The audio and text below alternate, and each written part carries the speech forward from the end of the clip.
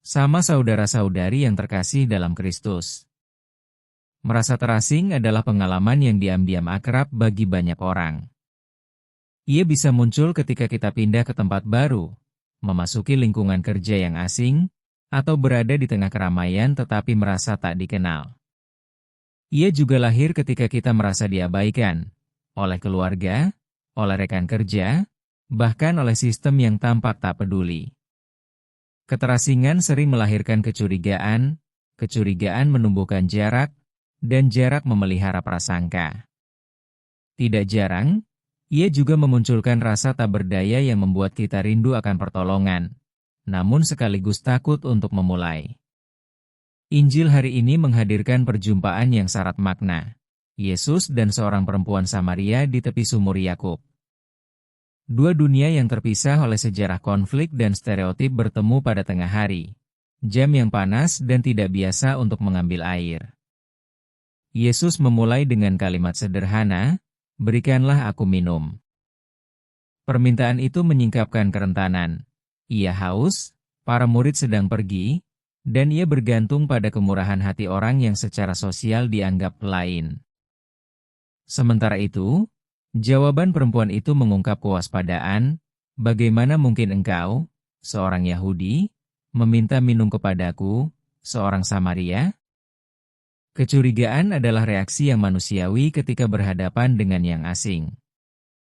Namun justru di titik itulah dialog dimulai. Yesus tidak membalas prasangka dengan prasangka. Ia membuka ruang percakapan, menembus sekat identitas, dan mengubah sumur menjadi ruang perjumpaan. Melalui dialog yang jujur, perempuan itu beralih dari curiga menjadi percaya, dari terasing menjadi diutus untuk bersaksi kepada kotanya.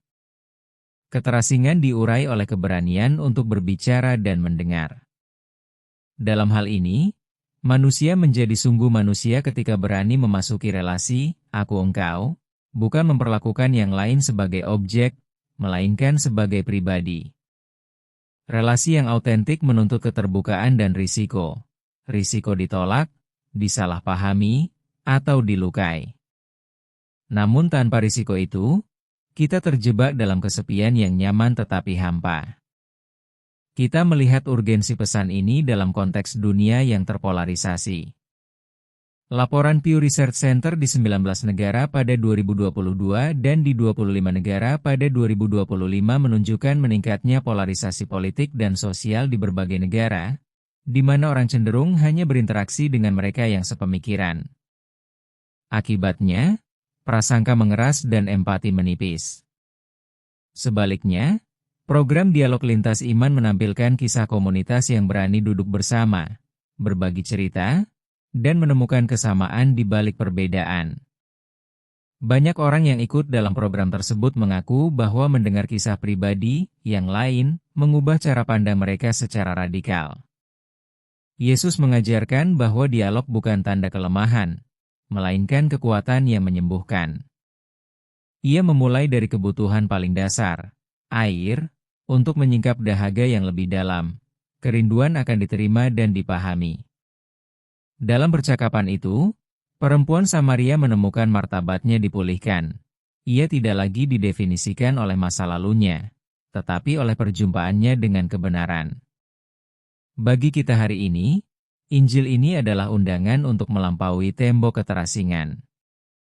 Mungkin kita perlu memulai dengan kalimat sederhana, sebuah sapaan, pertanyaan tulus, atau kesediaan mendengar tanpa menghakimi. Di keluarga, di tempat kerja, di masyarakat yang majemuk, dialog yang jujur dapat mengikis prasangka dan menumbuhkan damai. Keterasingan memang nyata, tetapi tidak harus menjadi akhir cerita. Di tepi, sumur, kehidupan kita, di ruang-ruang biasa yang sering kita anggap sepele, Tuhan menanti untuk mengubah kecurigaan menjadi kepercayaan, dan jarak menjadi jembatan.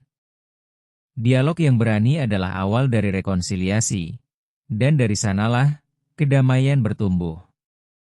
Semoga bacaan Injil hari ini dapat menginspirasi aktivitas dan kegiatan kita hari ini. Jika video ini memberkati Anda, jangan lupa untuk like, subscribe, dan share.